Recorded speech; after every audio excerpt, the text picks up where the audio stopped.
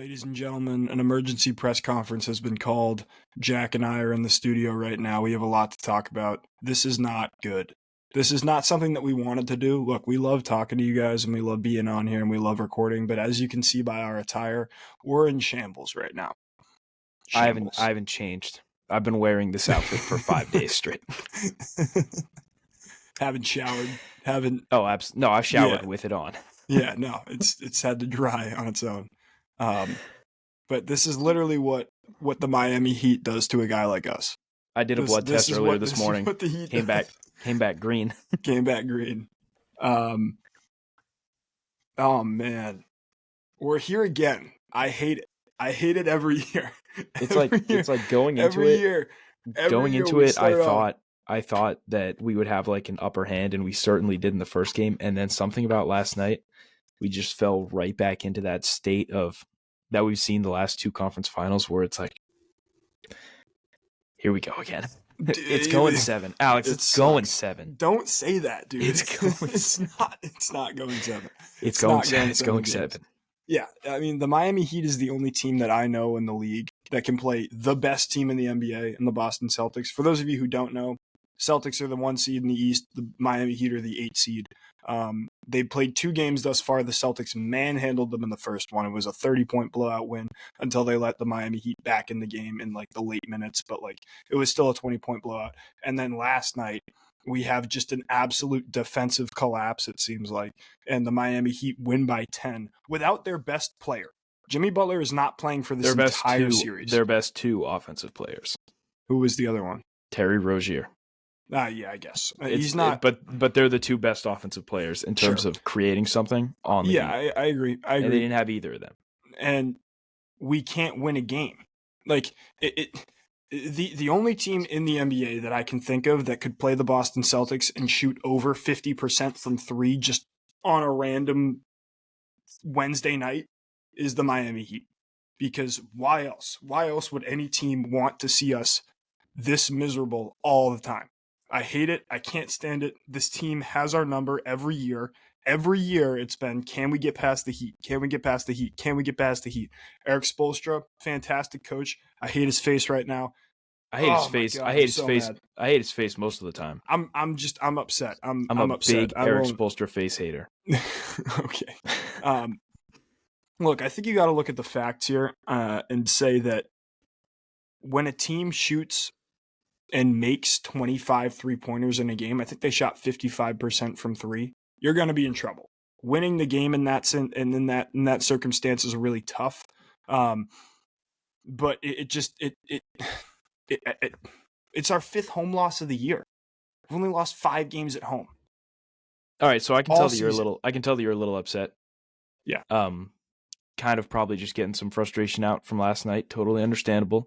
Okay. But I think that we should just talk about some positives that we can take from that game, or at least the first 2 games. Yeah. Game 1, we score 114 points, beat them by 20, shoot 22 3-pointers. Mm-hmm. It was a classic Celtics game. We controlled the pace. We did whatever we wanted. Yep. Now we look at last night.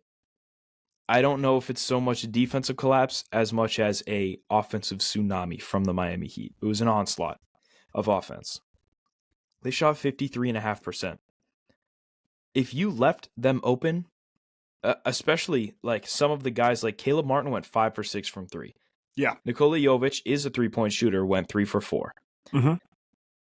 But there are guys that I think that you could leave in the gym and just pass them the ball who are making threes last night, and they would not shoot 53.5%.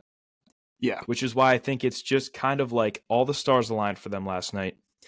And I think it does partially have to do, going back to game 1, you let them get back in it. Mm-hmm. You showed them that they can go on a run and score a bunch of points quickly. I agree. And so if you're the Miami Heat, you're doing that on the road against a team that is thought to be untouchable. Mm-hmm. So going into game 2, you do have a bit of confidence. And now they've won game 2 going home to game 3. The Celtics need to come out and they have to rotate better. Now they know that I think that their game plan going into game 2 was you try as hard as possible to stop Bam and stop Tyler Hero from scoring. Yeah. Right? And then all the other guys started to step up, which is something that you won't expect and will continue to not expect throughout this series. I don't think that anyone is sitting here saying that, like, worrying about Haywood Highsmith being in the corner open for a three. He's not a scorer. You're going to live with those shots. You're going to live with turnaround jumpers from the free throw line, turnaround 15-foot jumpers from Bam. Mm-hmm. And you're going to live with Cody Martin shooting the three. Or I'm sorry, Caleb Martin shooting the three. Yeah. I was watching this game, and it's not like we were settling for shots. Like, it's not like we were giving players shots that they wanted. Mm-hmm. With the exception of, I will say, Duncan Robinson had 2 threes that you figured that he was eventually going to make, but he only went 2 for 7. So their 3-point scorer did not shoot that well, which means that you are executing your game plan on those players. Right. Tyler Herro had a great game. He shot 53%. He's not going to do that every game. He also had 14 assists. He played great as a facilitator. He just played a great game. I think it's exactly what they needed him to do. Was, we know that the attention is going to be shifted to him, considering he's probably their second, maybe third best player on the roster. But I mean, if you look at it, if he has 14 assists, that means that other guys are knocking down shots, and that's not something that's going to maintain and stay consistent throughout this series. I agree. So people are looking at this game as a statement win. I think it's kind of a fluke, and obviously that comes from a Celtics fan. Yeah. But Boston is kind of in shambles right now, as you can tell by our attire. Yep. I would expect us to come back in Miami and absolutely smack them. Well, we have to. We do have to, because if we go down 2-1, it's bad. Bad news. Look, Kristaps played a abysmal game. He was minus 33 in his plus-minus, which is... He shot 11%. Which is the worst game he's played in Celtics green thus far. And I don't see him doing that again. That being said, he is not historically a great playoff performer. But it just frustrates me to no end that, like, we're losing games like this, despite the fact that they shot an unreal clip. They set a franchise record. They made 23 3-pointers, which is a Heat franchise record in the playoffs, to beat the Celtics last night, and it was still a 10-point game. And to me, it's just like every single team in the NBA right now would trade their roster to have the Celtics roster. So does it come down to coaching? Does it come down to the players being ready to play a game? Like, now you have to go to Miami and you have to get 2 wins. In my opinion, you cannot come back to Boston with the series 3-1, 2-2, anything. You need it to be 3-1 in your favor, coming back to Boston to close it out in the Garden. That is what you need, because as we've discussed before, fatigue is going to be a factor going forward in this series. In this playoff run as a whole, right? We want the Celtics team to be as healthy as possible, play the fewest amount of games as possible going into a potential series with the Denver Nuggets, who are defending champions. That is my take, right? And I agree, right? But let's look at the roster breakdown. Okay. Kristaps had a horrible game. Yep. In my opinion, I think he took too many shots last night. I agree. I don't think that this is something that great playoff teams. Hold on, this is something that great playoff teams do when they go on runs. Mm-hmm. The coaches will take aside their players and they'll say, "This series isn't for you. We kind of need you to be out there as a decoy. And if you get your shot, you get your shot. But we're not drawing up anything for you because you don't match up well in this series." Right. Kristaps does not match up well against Bam. Almost nobody in the league does, but especially not Kristaps. Well, defensively, I would say I don't think there is a player in the NBA that can match up with Kristaps offensively when he's on his game. Agreed. So his role, in my opinion, in this series is to space the floor. I think we'll have a lot of success if we space the floor, find open shots, and drive and kick. Celtics offense is based on moving the ball until someone has a wide open shot that you would have to be an idiot to not shoot. Right. I did not see very many buckets where it was guys cutting to the paint, guys running through, drive, kick again, find an open shot, one more rotation, corner three. I can count on one hand how many times I was watching our offensive possessions last night and I said, that's great ball movement. Mm-hmm. However, for the Miami Heat, it was all game long. I can think of one play where I sat back and I was like, that was great ball movement. With about a minute left in the third quarter, Jason Tatum had a cut to the basket. We were playing 5 out. Jason Tatum. Were they playing in the zone or was it in man? It was in man. Okay. We were playing 5 out. We were playing 5 out against a man defense. Jason Tatum face cuts a guy to the rim. It was face cuts Duncan Robinson, gets to the rim, has an easy dunk. He did it again on the next possession. After that, I was not impressed with our ball movement whatsoever. But I think that Kristaps spent too much time in the paint. If you look at his misses, he had 4 3-point misses. but he also had 4 misses from very close range. Yeah, little turnaround. And that's hooks. because he has one of the best defenders in the league guarding him. For sure. So I don't think that this is a series where Kristaps can go to work in the low post. He has to space the floor. Okay. And if we decide that we want someone in the paint, it's got to be Al Horford, in my opinion. I thought Al played very well. I do too. I don't see why he didn't play more minutes. I like Kristaps. It was obviously not his night in the first half. You could tell that he was struggling, and he still played 30 minutes in the game. And I mean, like, that's not an absurd amount by any means. Like, Jason Tatum played 41 minutes. Most of the guys on the team were playing more minutes than him. But like, you got 23 minutes out of Al Horford. I think he's a better defender than Kristaps Porzingis is, especially in this matchup. Yeah, I think he matches up against with Bam very well. A lot better. But I do think this Miami Heat zone is going to pose a problem for the Celtics, and it has thus far this series, is that we get too reliant on 1v1 ball sometimes, especially when we have a lead. And the fact of the matter is the Miami Heat play zone more than any other team in the NBA because their zone works really well. Right, so their zone is designed to take away the three-pointer. Correct. We are a three-point shooting team. Agreed. We have to make an adjustment when they throw that zone at us and get easy buckets. That's when you have to drive and kick. That's when you have to find a cutter going towards the basket.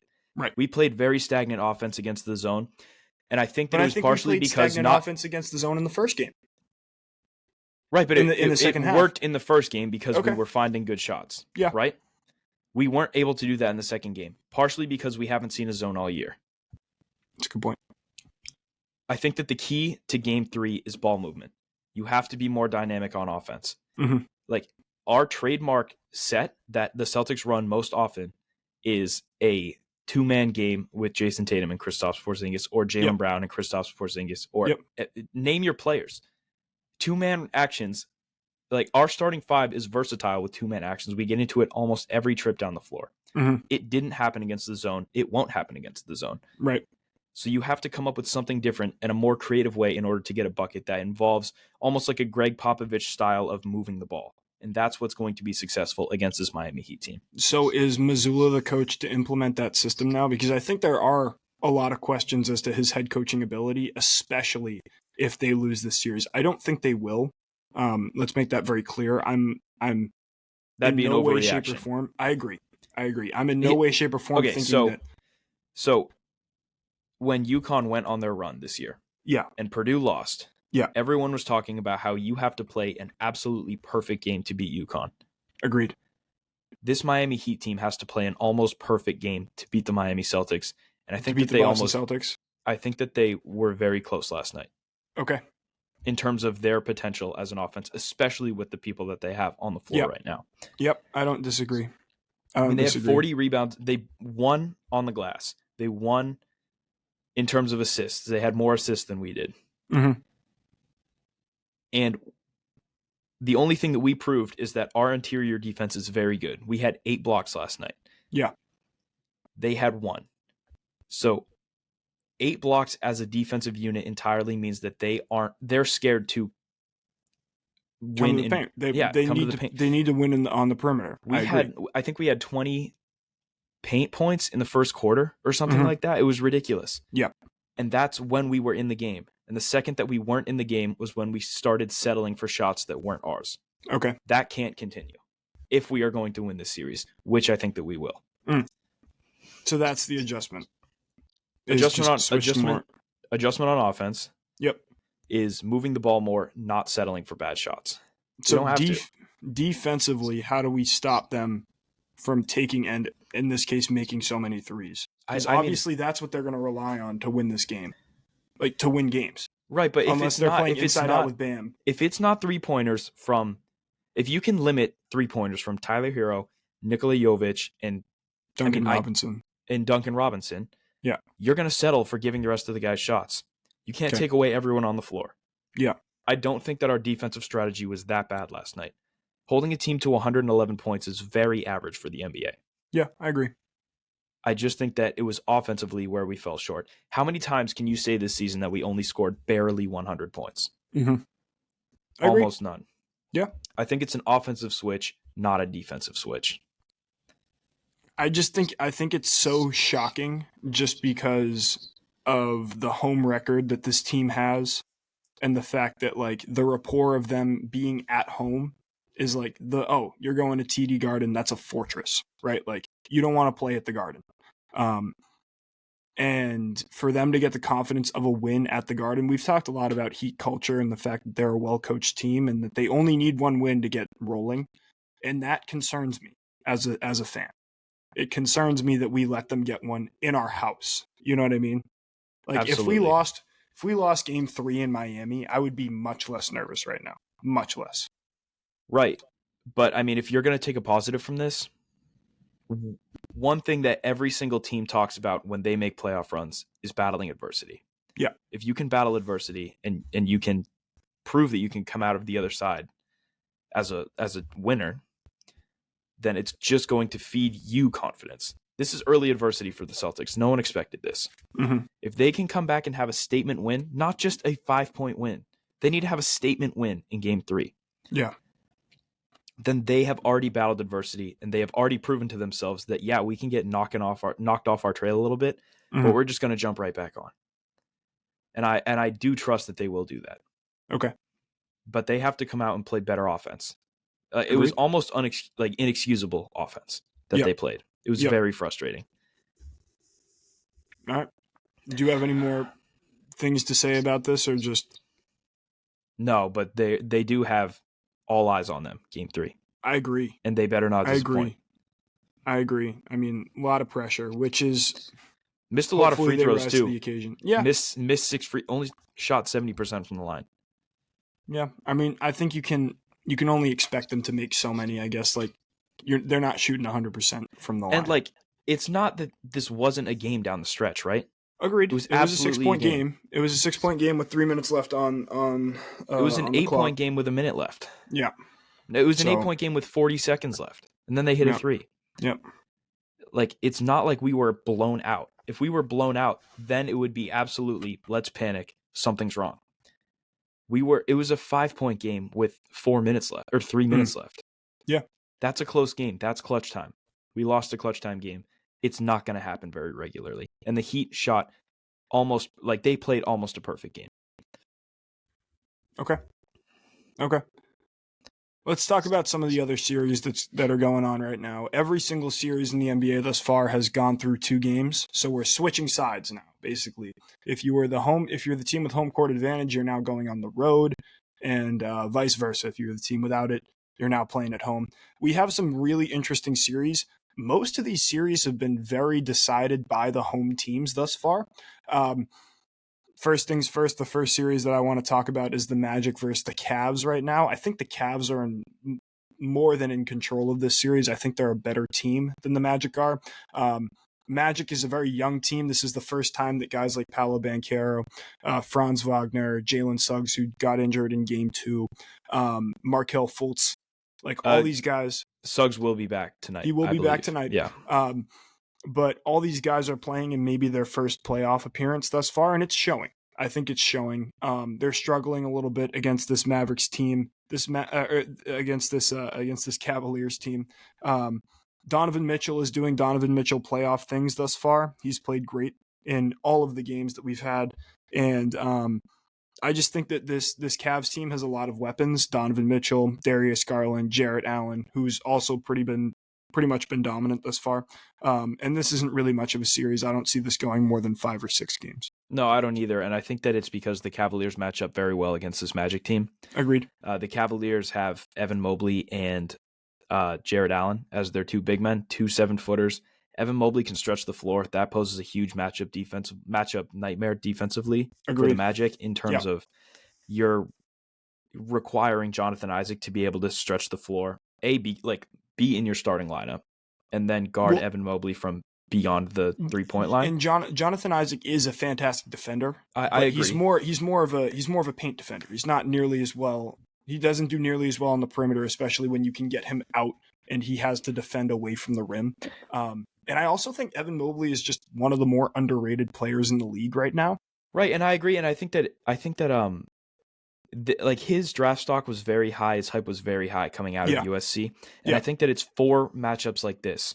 Mm-hmm. The Magic are not a big team. In terms of having bigs, Wendell Carter's their center. Yeah. Right, they're not a big team. Right. And if you have a big man who can stretch the floor and shoot the three, which he's done exceptionally so far. Agreed. Especially in game 1. He played very well. Yep.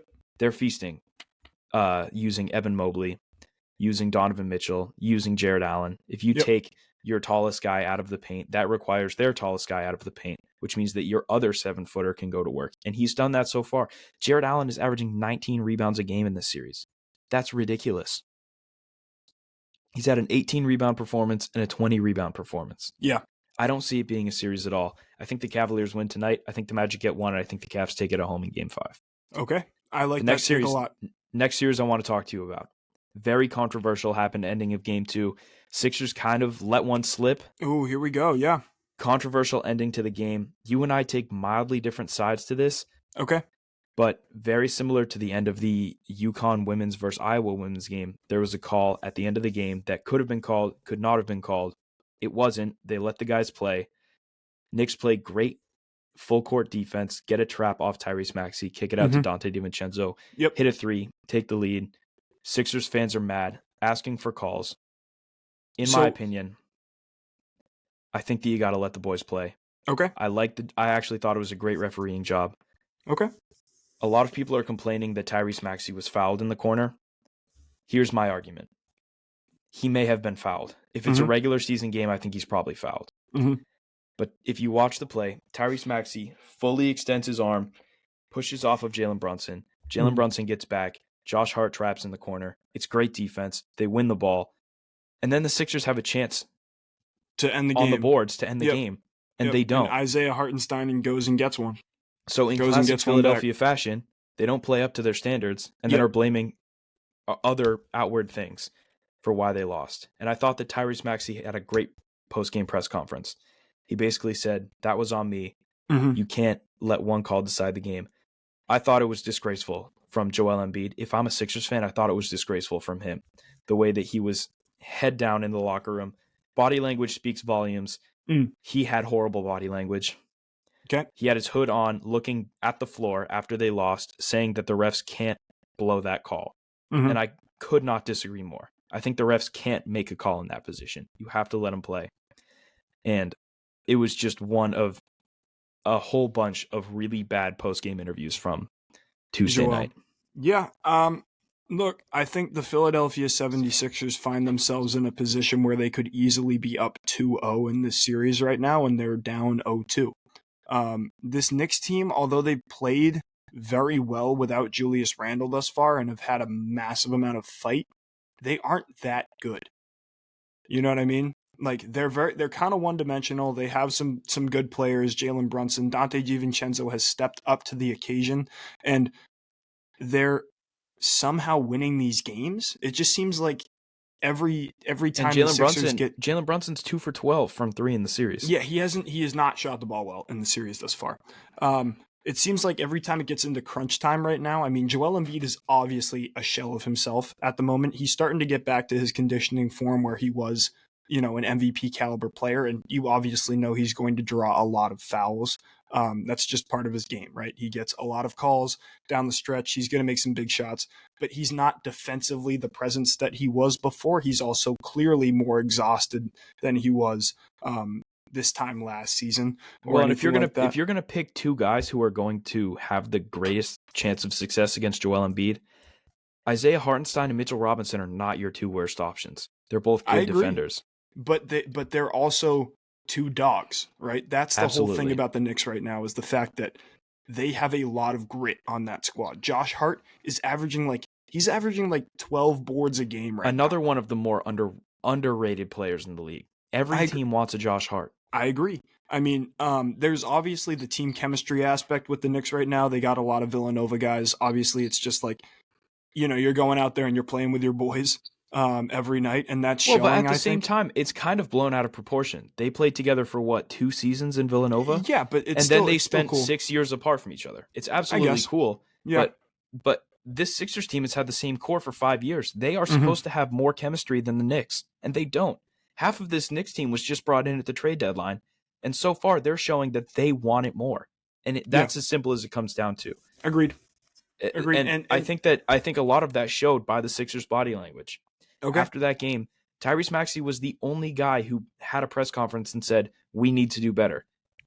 You look at your two centerpieces of your team in your head coach and your star player, and they both came out and were blaming it on things other than themselves. Okay. There's no accountability, and it seems like there's no willingness for them to go out and win in a convincing style. And until they have that, I'm never confident in the Sixers team. And I am not convinced that they will ever have that. Okay. I don't hate that take at all. I would like to get your take as to how many games you think this series is going to go to. I see the series going to 7 games. I think the Sixers get 2 at home. I really do. I think they're going to win tonight, and I think they're going to win on Saturday night. And then go. I think the home team wins this series right now. And I have a very hard time betting against the Sixers if I was like, so like, on their home court, they're obviously better at home. And like with those home fans, I mean, you got 2 of the most explosive fan bases in the NBA going at each other right now, which is pretty awesome to see. You got the New York Knicks fan base and the Philadelphia Sixers fan base going at each other. But like, I have a hard time betting against Joel Embiid in any scenario. And I think that him playing at home tonight is going to give them a whole bunch of confidence going into to Saturday. Well, I don't think that Philadelphia is the hardest place to go into and win. It's not especially when your fan base is one of the biggest fan bases in the entire league. Correct. And it's an hour and a half drive away. Yeah. I think that the Knicks fans will travel well, as they do. Agreed. And I don't know. I think that this series could go anywhere from 5 to 7. I think that there's a reality where the Knicks get one in Philadelphia. Absolutely, I see that happening. And then come back to home court and win it. Okay. But I also see a reality where the Sixers take care of business, and it's a home court advantage series from here on out. I don't think it'll go 6. I think it'll either go 5 or it'll go 7. Okay. I don't disagree. Last series in the Eastern Conference, another very interesting one thus far. Talk to me about Pacers Bucks. This one I see going 7. Okay. Pacers have one of the best offenses in the league, but they're very inconsistent about it. If you watch that game 2 nights ago, I believe it was now, they played very well. Yes.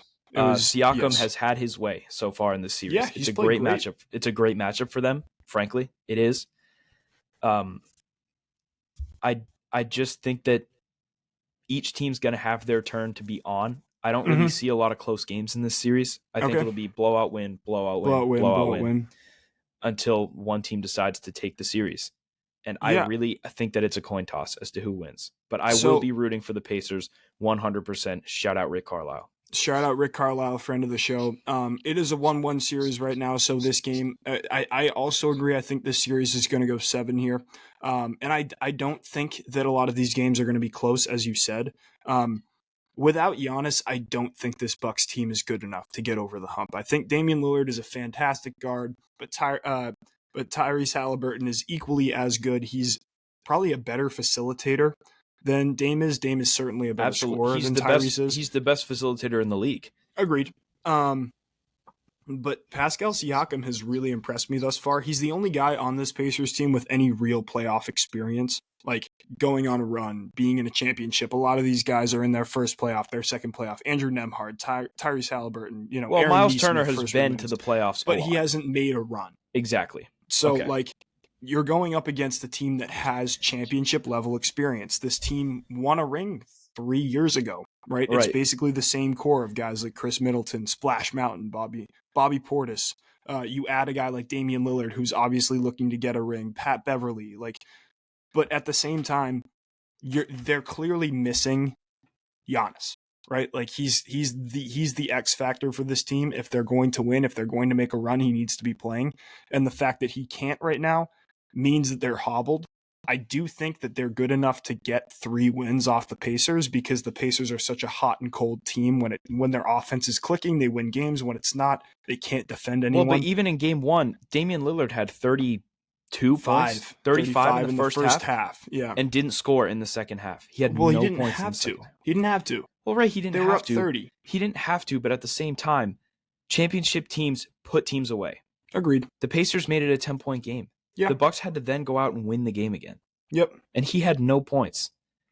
If you're going to make a championship run, you have to have one guy that you can say, we need a bucket right now, go get a bucket. I don't know who you look to the Bucks to do that. If Damian Lillard's off. And if he's on, he is the best in the league at that. Right. So that's up in the air, I would say. But and I mean, he had 34 in the second game too, right? So he is stepping up into that scorer's role. Yeah, I mean, he's certainly the best player on the floor for that Milwaukee Bucks team. But who's the second option? It's got to be Chris Middleton, I would assume. Is he a reliable enough second option? He's been hobbled. He got hurt in game 2. I think he's playing the rest of the series, but like, is he a reliable second option? It's a good question.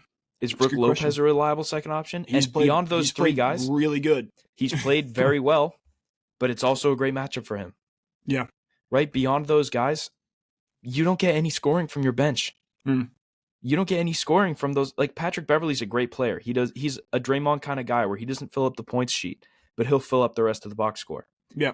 But he's not going to get the scoring done for you. Agreed. Who's going to be that third guy? And until they have that answer, I'm taking the Pacers. Okay. I'm taking the Pacers in 7 right now. I agree. I like the Pacers in 7.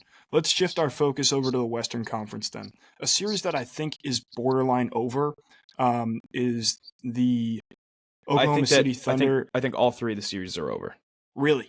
I think they're all over. Wow. Okay. Oh, wait, I'm sorry. There's 4. Yeah. Who's the one that I'm missing? Oh, I'm sorry. Besides Mavs Clippers, I think the rest of them are over. Okay. But first things first, let's just run over the Pelicans versus the Thunder. 2-0 for the Thunder right now. They just beat them by 30 at home. This team looks dominant right now. Without Zion Williamson, this Pelicans team doesn't seem to know what to do. CJ McCollum has played bad. Brandon Ingram has played bad. Their second, third options have not played well. Their best player on the floor for the past 2 games has been Jonas Valanciunas, who is very consistent. You know, a lot of love to Jonas Valanciunas. But another guy who has playoff experience. If he's the best player on your team, you're probably not going to win very many games. Last night, the Oklahoma City Thunder, Chet Holmgren played fantastic. He was like 4 for 5 from 3 or something like that. And Shea continues to make an MVP case thus far in the season. I don't think that this Pelicans team, their best shot to get a game was game 1 when, you know, you have these guys on Oklahoma City who are playing in their first playoff game. But now that they've settled in, I think this series is over. I don't see this game. Going more than 5 games. I think last night was the determination as to whether or not it was going to be a legitimate series. Agreed. It would have been huge for the Thunder to come out in game 1 and stomp them just for their own confidence. Yep. And if the Pelicans could have come out last night and gave them another game or having, stolen one, then it would have been a series. But unfortunately now, I think it's over. I think the Thunder may get 2 in New Orleans. It may be a sweep. Okay, so I also think that series is over, so we're just going to shift right into Suns versus Timberwolves. Another series. The T-Wolves are up 2-0 on the Phoenix Suns. They look great. They look awesome. I think Anthony Edwards is probably everyone's favorite player on planet Earth right now. He's been great. He's lighting the world on fire. He's talking his trash to Kevin Durant, which is pretty cool. Who he said is his favorite player of all time. So like that's kind of everybody's dream, is to talk shit to the guy that you looked up to for so long. Right. I think the more interesting situation in this series, despite how far this series goes, is what do the Phoenix Suns do if they get eliminated? Right now, they look like a defeated team, but you have guys like KD, Devin Booker, Grayson Allen, who you've just extended, Yusuf Nurkic, Bradley Beal, players who should be doing well. Well, and Grayson Allen went out hurt in the last game. Agreed. At the beginning of the third quarter. It's a good point. But like what we were talking about in the beginning of the season with this Suns team is that we didn't think that they were going to be very successful because of their bench presence. And it's been non-existent thus far. This Timberwolves team runs very deep. I mean, they're great defensively. They have Rudy Gobert in the middle, who's going to be the defensive player of the year again this year, despite what people think about him. Karl Anthony Towns hasn't played up to his potential thus far, but people are stepping up. Jaden McDaniels had a huge game the other day. And again, their bench is deep, right? Like Naz Reid is the 6th man of the year. You got Nickeil Alexander-Walker, guys who can give you really good minutes off the bench thus far. And they've really impressed me, but I'm interested to see what Phoenix does in this offseason because I don't know if this whole core is coming back. Yeah, I think that this series is over. The Timberwolves only had 105 points in the last game. Yeah. But they had 6 guys in double digits, right, which is way too many weapons for the Phoenix Suns to defend. Mm-hmm. And when guys when your stars aren't clicking, and Cat only had 12, Ant only had 15 last game. Right. Rudy Gobert stepped up big time. He had 18 and 9. Jaden McDaniels played a fantastic game, not only offensively but defensively. Probably the game of his life. Probably he had 25 points, and it's proof that this Timberwolves team isn't a fluke. They are deep. They are a good team. They're going to be a threat moving forward. And if they can take care of this, of business in this Suns series, it's going to be a great next round. This Western Conference is proving that there are an upper echelon of teams. Besides that, it's not great top to bottom. Yep. This upper echelon of teams, though, is absolutely fantastic. Yeah, they're stacked. This Timberwolves team, I think, Phoenix is not a hard place to go and play in terms of fan base wise. Minnesota is. Yeah. Minnesota's fans have been absolutely electric so far. They've showed up. Yeah, and I would be too if my team hasn't made it to the playoffs or hasn't had a legitimate run in about 25 seasons. Right. So they deserve it. I think the Timberwolves take care of business moving forward. Okay. I think this series goes 5 games. I think Phoenix gets one at home. Minnesota wins game 4 and game 5 at their house. I agree. The last series that I think you think is over thus far is the Lakers versus the Nuggets. Lakers are down 2-0 to the Nuggets. This is basically what we were expecting. I think we both expected the Nuggets to sweep here. It just seems like the Nuggets have the Lakers number. You know, I mean, the Lakers have gone up. The Lakers have gone up big in games 1 and 2, and have proven that they can't hold the lead. Agreed. And they have also thus far struggled with bench points, something that we just discussed. I think Taurean Prince has all 17 of their bench points thus far, and they have no other bench contributions from anybody on the roster. This Nuggets team is deep. They obviously have my pick for MVP this year in Nikola Jokic. Guys like Michael Porter Jr., Jamal Murray, who always shows up in the playoffs, hit a game winner the other night against this Lakers team after coming back from 20 points down. And they're another one of those teams that just seems defeated right now. Like, you see them in press conferences, like you were saying earlier, with people storming off when they talk about calls and whatnot. And it just seems like this team does not have the pieces to put it together, and I'm nervous about the fact that this Nuggets team is not going to have a real check going into the next round of the playoffs here. Kenny Beecham said it best on First Take this week. Yeah. He said, your 2 best players are walking out of press conferences. That's devastation. Right. You got to look forward towards the offseason. Wrap it up, Lakers. I think the series is done. I think they get 1 at home. Again, I think the Nuggets take it in 5. Gentlemen, sweeping 5 for the Nuggets here. All right, the last and most interesting series in the West right now is easily the Mavericks versus the Clippers. 2 of the most high-powered offenses in the entire league. You got a team of the Clippers. If you looked at this Clippers team like 4 years ago, this would be the best roster in the NBA.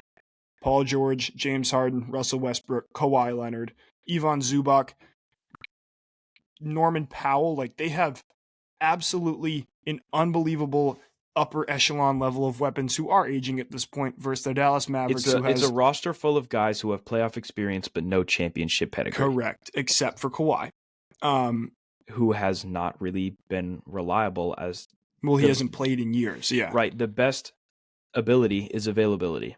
Agreed. And he hasn't proven that. And everybody knows what he can do when they step on the floor. Yep. I look at game 1. That's Clippers basketball. They didn't even have Kawhi. They absolutely blew the Mavericks out of the water. Mm-hmm. We were supposed to have my buddy George come on the show today. Unfortunately, he's doing schoolwork. But lame. But he is a Mavericks fan, and he will come on here and argue for hours about why he thinks the Mavericks have a chance in this series. I could not disagree more. I think that in game 2, Kawhi comes back and they leaned on him way too much, forgetting that they have 4 all-stars on their team, 4 generational talents on their team. Yep. If they can get back to the way that they played game 1 and add Kawhi into that fold, with James Harden being the facilitator, hitting shots when he has to, and then the other guys just playing their games, if the Clippers can play their game and control the tempo, it's not a series. Okay. And yes, Dallas is a hard place to play. Agreed. I think they take 1, though. Okay. I see this series going 6 games. And I think that the Clippers will win. And yeah, Luka's been great, but Luka honestly hasn't been great. His shooting splits haven't been great. He's put up numbers, but he hasn't shot the ball particularly well. He's turned over the ball a lot. Yep. Kyrie has been great. But besides those 2 guys, defensively, your matchups aren't great. Offensively, your matchups aren't great. Your ball movement isn't great. The Clippers are a team that can score at will whenever they want to. Yep. However, they just haven't been able to do so. Or last game, they weren't able to do so. Mm-hmm. And I think that if they get back to the way that they can play, they're going to win this series. Yeah, I think this series is reliant on two things. The first thing, or actually three things. The first thing is coaching. I think Tyronn Lue is a better coach than Jason Kidd is, and thus I'm going to give the nod to the Clippers. I think James Harden needs to be the best player on the court when it comes to the Clippers team. He was in Game 1. He was not in Game 2. And I think Luka Doncic is the third X factor here. He is the best player on the floor at all times. You have to focus on him all the time. And we have seen him power mid to not great teams to a Western Conference Finals a couple of years ago. And he's obviously an MVP candidate. The top three for me would be Jokic, Shea, and Luka. It's a consensus top three. Agreed. So obviously having an MVP candidate on your team is something that's going to put you in contention to win, I would say. But I just think this Clippers team has too many weapons. And I think Tyronn Lue is a good enough coach to get them over the hump. Now, do I think he's the best coach in the league? Far from it. But he's much better than Jason Kidd, in my opinion. He's more defensive-minded. I think that he will get this team ready to go and play in Dallas. And I don't see this Clippers team losing this series. I don't either. I think it goes 7 games, though. I think it goes 7 games. I don't know if the Mavericks can play well enough for 3 games I'm sorry, let me rephrase that. Yeah, go ahead. The Clippers lost on Tuesday night. Mm-hmm. They only put up 93 points. They did not shoot well. They had 8 3-pointers. They shot 26%. They shot 37% as a team. Yeah. If you're going to win, you need Luka Doncic to shoot better than 42%. He went 5 for 14 from 3. He only had 11 shots made. Right. You need him to play better. You need him to not have as many turnovers. You need Kyrie to not have as many turnovers. Yeah. You need to be just all around a better team than they've been. Yeah. I do want to hear a little bit more about why you think James Harden has to be the best player on the floor. I think he has to be the best facilitator, but besides that, why do you think that he has to be the best all-around player? I meant. It's more so what I went by best player. I think he needs to be the Clippers' best player. I mean, if you watch Game 1 at all, you saw him with the ball in his hands a lot. He is a ball dominant player. Yeah, he has to have the ball in his hands on almost every possession down the floor. I agree. And he's so good at drawing fouls and getting to the line and doing all these things. And I think he's a better shot creator than Paul George is. Despite the fact that Paul George is also a fantastic option to have. I just don't think that you can rely on a guy like Kawhi to get you points right now, considering the fact that he hasn't played basketball in so long. Right, which is why they fell short in Game 2. They relied on him way too much. He took 17 shots. They can't rely on Kawhi Leonard to win them this series, in my opinion. Is he the best player on this team? I don't know anymore. He was coming into the season now. There's considerable arguments, right? I think that James Harden, when he is on his game, is one of the most unguardable players in the league. He can hit any shot that you give him, and he's capable of getting 10 to 12 assists a game. So I think that he needs to be the guy with the ball in his hands. And if he is that, and he has a favorable matchup against a guy like, I don't know, who would be guarding him? Probably. It's a good question. Luka, who's going to guard him? Maybe. I don't think that you can trust Luka to guard him. Luka is not a great defender. That's another thing that should be mentioned about this. Maybe about this series. You put a Derek Jones on him? Yeah, possibly. But again, I think this Mavs team isn't strong enough defensively to hold this Clippers team if they're playing their best game. But again, this Clippers team has a lot of ball dominant players. So say PJ Washington isn't going to guard him. Yeah, I think Derek Jones Jr. would probably be the guy that would be on him. But I think that if this Clippers team learns how to share the ball, and honestly, it's a bit late to learn how to do that. They need to be able to do it at this point. They should get this series done. I think it just comes down to hitting your shots, right? I think the Clippers unlock their full potential. We can talk as much as we want about the 4 stars. Yeah. The Clippers unlock their full potential when they use Zubac. Okay. He played very well in Game 1. He came out and had 12 points in the first half in Game 1, 8 in the second half. He played very well. 20 points, a career high in the playoffs for him. Yep. Right. So if you have to give extra attention to the 5th guy that you don't even come up with a game plan on how to guard him. Well, their 2-man action works every time because they can't, exactly. They can't... But if you can get that working, the Mavs they are not versatile defensively enough strong to defend all 5 of the players. And if you can get Zubac working, that's going to free up shots for the guys that will hit them if they're open. Okay. And it comes down to hitting those shots. And if they do that, this series will not go more than 6 games. All right. I like that take. All right, well, that'll wrap up our first. Yeah. We're halfway through the first series. We'll be back. I'm sure that we're going to have a very entertaining next week in the world of NBA playoff basketball, as it always is. Mm-hmm. Maybe series will end. Maybe some of these takes will be wrong. I don't foresee a lot of them being wrong, but I say that every time, and then I get proven wrong. But until then, thank you for listening. As always, hit the like button, subscribe, follow us on Instagram. We're going to be coming out with much more content as we move forward. Yeah, man. But until then, this has been The Corner Office, and I'm Jack Byrne. And I'm Alex Penders. Corner 3. Go Seas.